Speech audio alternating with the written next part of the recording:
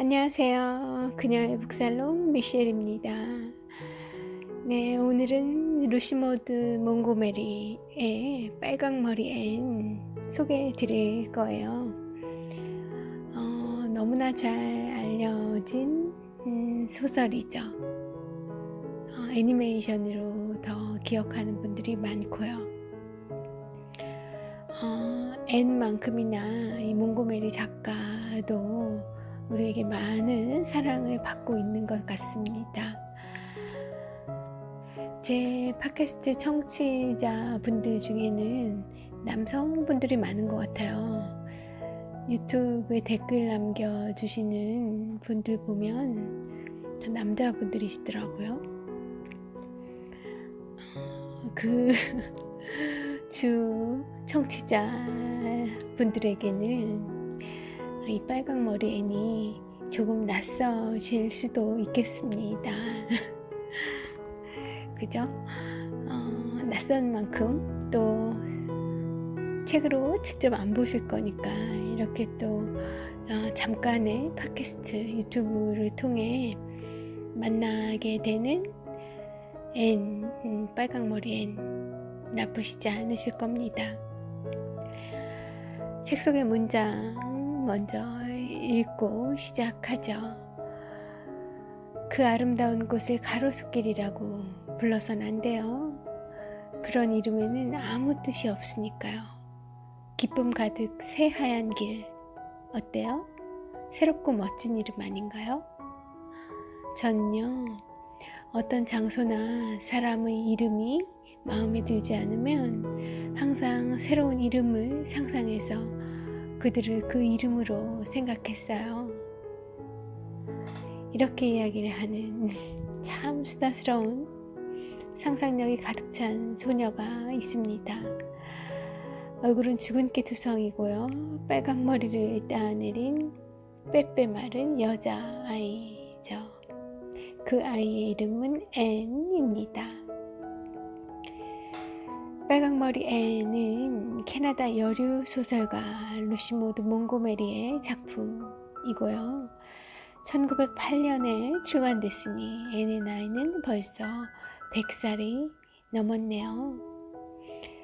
배경은 캐나다의 프린스 에드워드 섬, 작가 몽고메리의 고향이기도 합니다.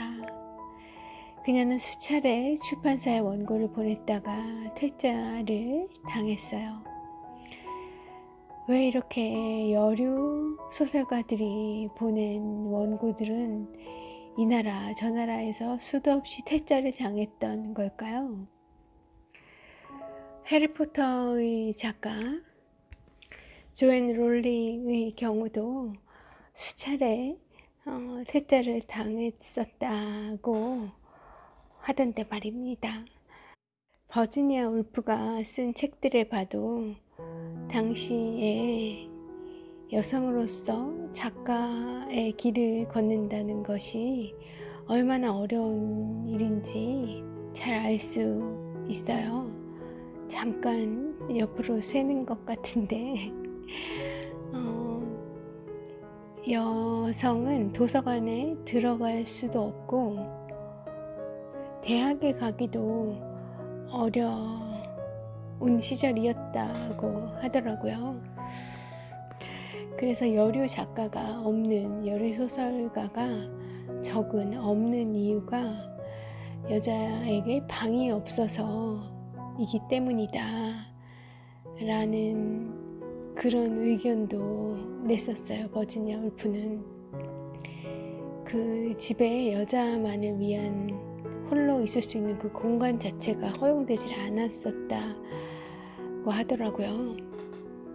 여자가 입장할 수 있는 도서관, 대학 도서관을 찾아서 수도 없이 헤매고 문전박대 당하고 했던 그런 사례들, 그리고 글을 보냈지만 되돌아왔던 그 수많은 사례들을 역시 버지니아 울프도 겪었었다는 그런 글을 본 적 있는 것 같습니다. 어쨌든 다시 돌아와서 앤 이야기를 하죠. 빨강머리 앤은 국내에서 방영한 애니메이션으로 기억하는 사람이 더 많습니다. 1979년 일본에서 제작됐던 애니메이션이고 국내에는 1980년대 중반에 방영됐었죠. 저도 그때 본 것 같아요. 어찌나 좋았던지. 감독은 타카하타 아사오, 연출은 미야자키 하야오입니다. 이 대가들이 나섰었네요. 어쩌면 이들이 이런 시기들을 거쳐서 지금의 그 대가의 반열을 더 공고히 할 수 있었던 게 아닌가, 그렇게 그 반열에 오를 수 있었던 것 아닌가 싶기도 해요. 수많은 작품들을 남긴 분들이죠. 이들은 애니메이션 제작을 위해 직접 프린스 에드워드 섬까지 갔었다고 합니다. 섬의 아름다움이 화면에 참 매혹적으로 담긴 데는 다 이유가 있는 것이죠. 등장 인물들을 좀 볼까요? 앤의 입양, 이 빨강머리 앤의 이 초록지붕집으로의 입양은 실수였어요. 초반은 실수로 여겨졌죠. 에이번리의 초록지붕집에 사는 독신남매 매튜와 마릴라는 남자과를 찾고 있었던 겁니다. 자신들의 일을 도와줄 인력이 필요했던 거죠. 본인들은 자식들이 없이 늙어가고 있으니 이제 자신들의 일손도 되어주고 조금 더 시간이 흐를수록 그 일손에게 본인들이 의지할 일이 많을 테니까요. 그런 고아 아이를 찾았었던 거예요. 하지만 실수로 앤이 여자 고아 아이가 입양이 되어져 왔던 겁니다. 그래 남매는 앤을 되돌려 보내려 하죠. 그러나 매튜 남매는 앤의 어려웠던 과거 이야기를 듣고는 마음을 달리 고치게 됩니다. 무엇보다 앤의 발랄함과 순수함, 엉뚱함은 적막했던 그 초록지붕집에 이 늙어가던 두 남매에게 활기를 불어넣어주죠. 어린아이가 가지고 있는 힘이 이거죠.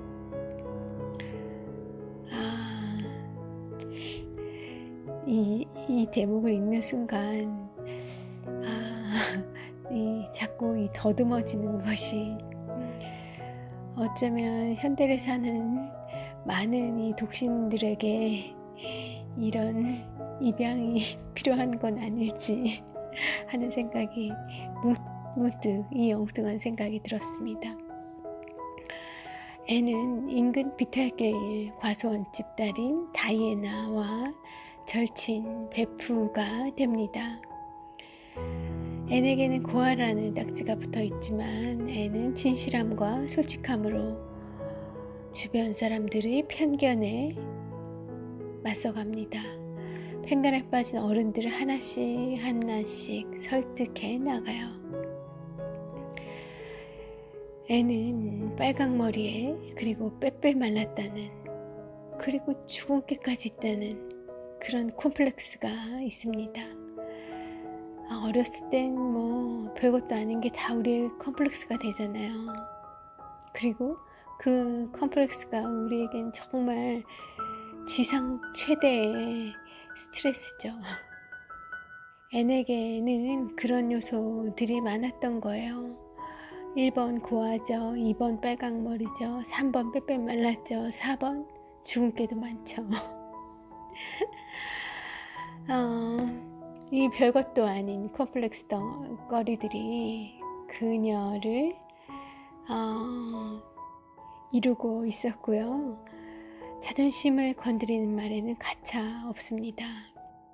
학교 친구인 길버트 블라이드가 앤에게 홍당무 왜 빨강머리에 뭐 죽은 개도 있고 하니까요.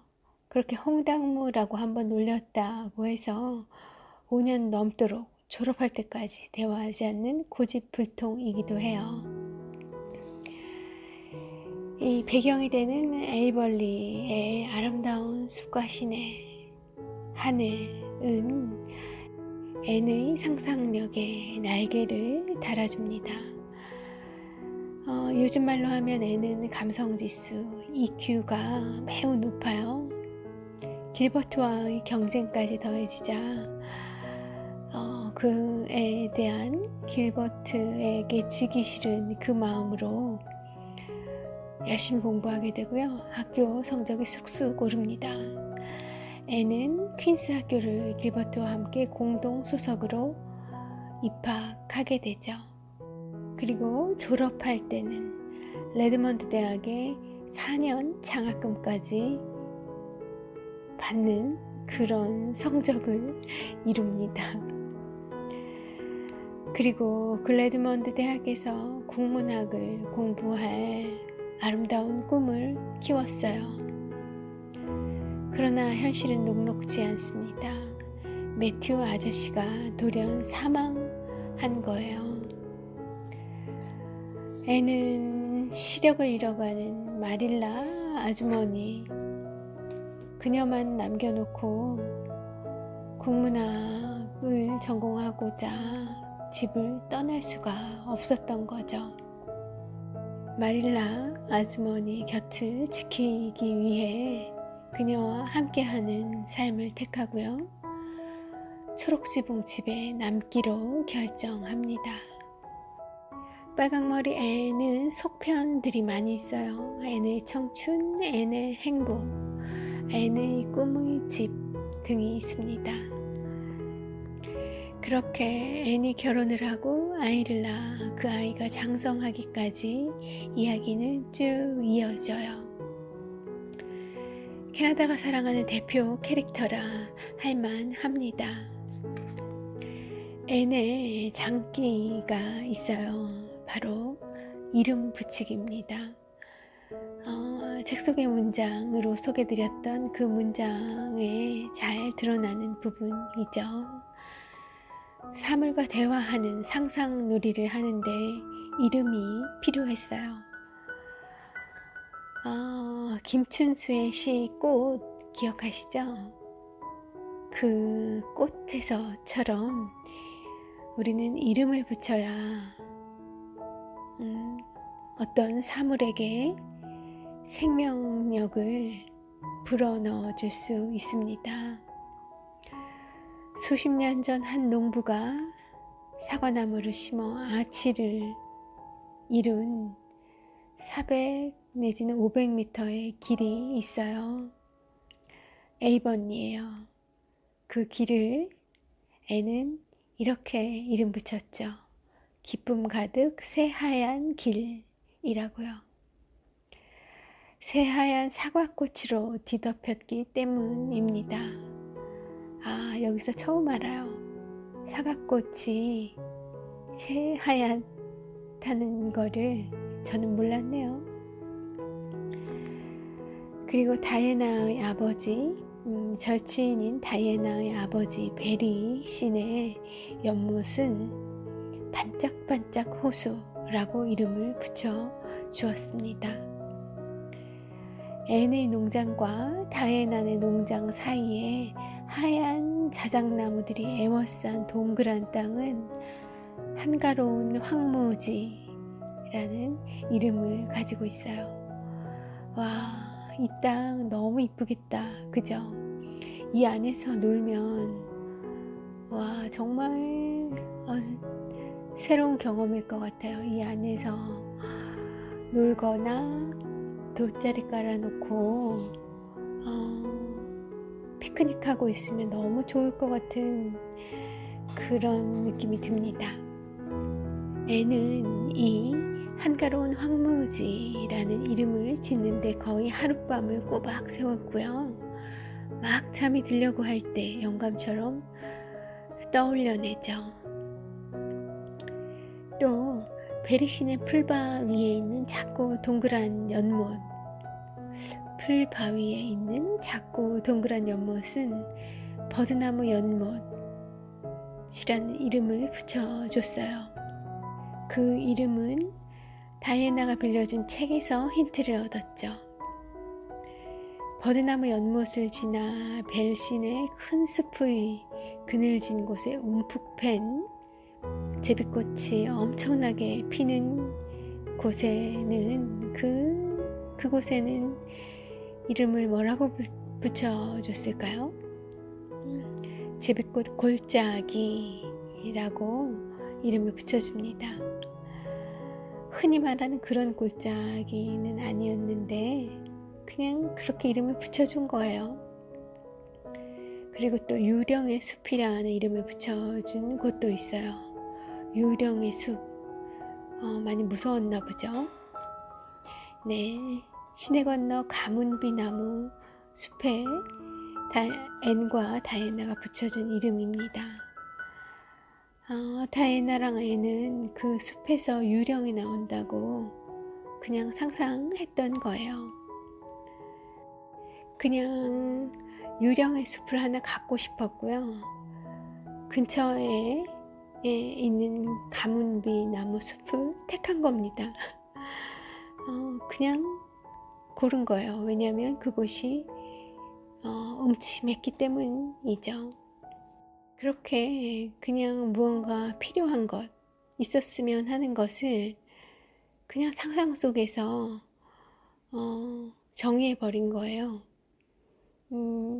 나에게 있었으면 하는 공간을 이 근처에 있는 어떤 비슷한 느낌을 주는 어떤 곳으로 정하고 그냥 그곳이 내 상상 속의 그곳이라고 생각해 버린 거죠. 얼마나 편리한 사고방식인가요? 제가 만약에 이쁜 카페가 갖고 싶다고 생각을 해요. 그러면 그냥 즐겨 찾는 도서관에 커피 자판기 앞에 그 조그만 공간을 그 카페라고 정의해 버리는 거예요. 만약에 제가 어떤 아주 귀한 물건을 갖고 싶다, 보석을 갖고 싶다 그러면 집에 있는 조금 가장 화려한 뭔가 보석을 골라가지고 이게 그 보석이 아닐지라도 구리 반지라 할지라도 이미테이션 뭐라 할지라도 이게 정말 명품 보석으로 만든 그런 거라고 제가 그냥 생각해 버린다는 거죠. 이게 얼마나 좋은 능력인가요? 마술사가 따로 없네요. 저도 배워볼까 합니다. 이렇게 앤의 장기는 이름 붙이기, 네이밍이라고 할까요? 경제학적으로 표현하면 브랜드를 만드는 것, 브랜드 네이밍, 브랜드 스토밍 정도로 표현할 수 있을까요? 제가 지금 읽어드리고 있는 텍스트는 경제학자의 문학살롱이라는 박병률 씨의 책 중에 이 빨강머리 앤 소개하고 있는 챕터거든요. 이 작가인 박병률 저자님은 경제학자의 관점으로 이 빨강머리 앤을 소개하다 보니까 이 앤의 이름 붙이는 이 능력에 이 장기에 주목하셨어요. 그녀의 이런 취미, 이런 장기를 브랜드 네이밍으로 소개하고 있으십니다. 그런데 저는요, 경제학자가 아니다 보니까 그런 관점보다는 앤의 이 장기가 어떤 면에서 탁월하다고 생각되냐면 지금 내가 있는 이곳을 긍정하게 만드는 행복을 너무 멀리 있는 이상향으로 생각하는 것이 아니라 내 주위에서 내가 있는 이곳에서 그리고 내가 만들어가는 것으로 규정하는 내가 만들어가는 그 행복, 내가 가꾸어가는, 내가 이루어가는 그 행복의 기술을 N이 잘 보여주고 있는 게 아닌가. 그 점에 N의 장기가 차관이 되어 그리고 우리가 어떤 소유와 욕망으로부터 벗어나기가 굉장히 어렵잖아요. 그런데 그 소유와 욕망을 채울 수 있는 또 하나의 아주 쉬운 방법으로도 추천하고 싶은 그런 N의 장기, 이름 붙이기, 장명하기입니다. 김춘추 씨의 시 꽃에서처럼 그리고 어린 왕자에 나오는 그 내용처럼 내가 어떤 이름을 불러주었을 때 그것에 어떤 나만의 의미가 부여되고 그렇게 해서 관계가 되고 나에게 있어 소중한 것으로 생명력을 갖고 피어나죠. 이런 것들이, 이런 방법들을 일상의 작은 기술들로 우리가 발휘해 간다면 굉장한 현재의 부자 마음을 갖게, 아주 부유한 마음을 갖게 되지 않을까 하는 생각이 문득 들어요. 그래서 경제학자님이 길게 설명하신 이 경제학 관점에서의 브랜드 네이밍과 관련된 설명은 훌쩍 뛰어넘어 갈게요. 책장을 몇 장 넘어왔습니다. N은 자신의 이름도 그냥 넘어가지 않아요. 그랬을 리가 없죠. 보이는 모든 것에 이름을 붙이고 의미를 부여하는 상상을 내 현실로 만들어버리는 아주 탁월한 능력을 갖고 있는 소녀 N인데 자신의 이름이라고 해서 그냥 넘어갔을 리가 없죠. 볼까요? N은 마릴라 아주머니에게 말해요. 이렇게요. 정확하게 말해서 제 이름은 아니지만 코델리아라고 불러주셨으면 좋겠어요. 정말 흠잡을 데 없이 우아한 이름이니까요. 마릴라 아주머니가 거부하죠. 그러니까 다른 제안을 합니다. 저를 N으로 부르신다면 끝에 E, 알파벳 E가 있는 N으로 불러주세요. N, ANN은 끔찍하지만 N 발음이 너무 이상하다. 모자라네요. ANNE는 훨씬 품이 있어 보여요. 저는 이와 비슷한 경험을 했습니다. 영문 이름을 만들 때였어요. 여권 만들 때였던 것 같습니다. 제 이름엔 선자가 들어가요. 선물할 때 그 선자요. 근데 SUN이라고 표기할 수도 있고 SEON이라고 표기할 수도 있는데 저도 SUN은 싫더라고요. 끔찍하더라고요. 그리고 SEON이 훨씬 품이 있어 보였어요. 당시에 저에게. 그래서 SEON으로 표기했었던 그런 기억도 나고요. 그리고 제가 지금 닉네임으로 쓰고 있는 이 미셸이란 이름도 어쩌면 나를 이렇게 불러주었으면 하는 저의 의지를 담고 있는 닉네임입니다. 여러분도 다 닉네임 가지고 있으실 테니까 그런 경험들 있으실 거예요. 그러니까 우리는 어느 정도 이렇게 이름 붙이기에 장명하는데 경험이 있으시다는 거예요. 그리고 그 기술을 다른 쪽에도 얼마든지 응용하실 수 있다라는 겁니다.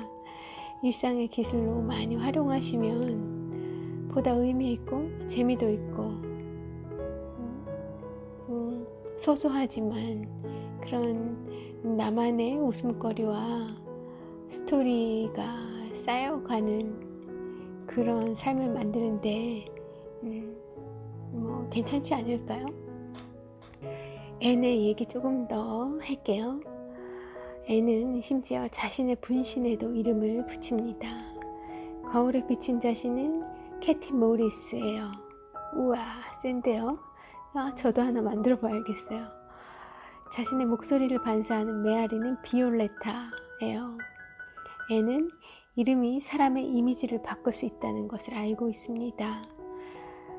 주근깨 빼빼 마른 빨강머리 소녀는 이런 이름들을 통해 자신의 이미지를 바꾸고 싶어 했고요. 그런 열망들이 그렇게 그 일상에서 그런 연습들을 하고 계속 자기의 그 바꾸고 싶은 마음, 자기의 희망을 계속 상기시키면서 조금 더 구체화하고 그렇게 한 걸음 한 걸음 만들어갈 수 있었던 게 아닌가 싶어요. 그리고 우리는 다 굉장히 여러 층의 우리 자신을 가지고 있잖아요. 내 속에 내가 너무도 많습니다.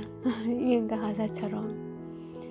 그런데 그것들을 그냥 안에 가두고 묵혀버리거나 사장시켜버리지 말고 내 안에 여러 나들을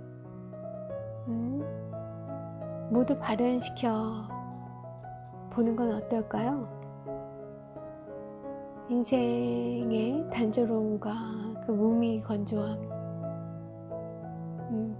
짧다면 짧지만 길다면 길다고 할 수 있는 이 긴 인생의 지루함에 여러 가지 나의 많은 캐릭터, 요새 유행하는 그 부캐 있잖아요. 그 나의 부캐들을 다 살려보는 거죠. 어쩌면 제가 지금 이렇게 팟캐스트 유튜브를 하고 있는 것도 저의 부캐를 살리는 걸 수도 있어요. 그런 거를 이 어린 앤이 소설 속에서 일찌감치 보여주고 있었네요.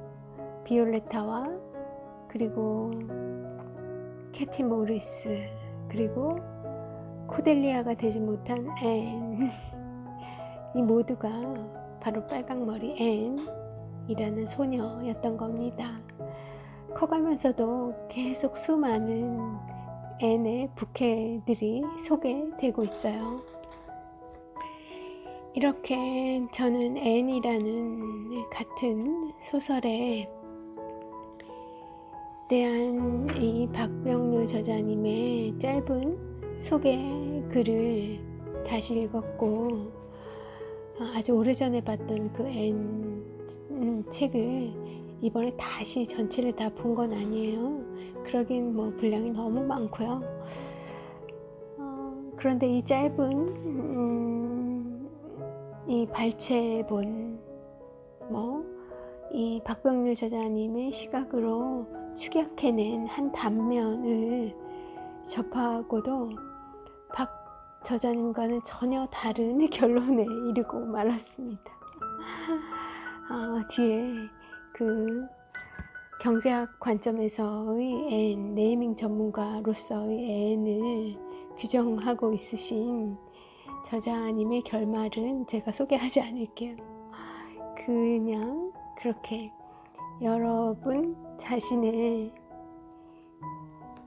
장명 능력으로, 그리고 여러분, 그리고 저 내부에 있는 또 다른 나, 숨어있는 나, 수많은 나의 부캐들을 살려서 이 인생을 지루하지 않게 풍부하게, 나의 그런 작은 희망들도 그 희망의 불씨들도 다 살려서 활활 불태우는 그런 삶을 살아가시자는 결론으로, 미시엘식의 결론으로 끝을 내겠습니다. 오늘 함께 해주셔서 감사하고요. 오늘도 날이 좀 흐려요. 요새는 정말 밝은 태양의 소중함을 더 많이 느끼게 되는 날들인 것 같아요. 모쪼록 좋은 하루 되시고, 저는 또 재밌는 스토리로 찾아오겠습니다. 함께 해주셔서 감사합니다.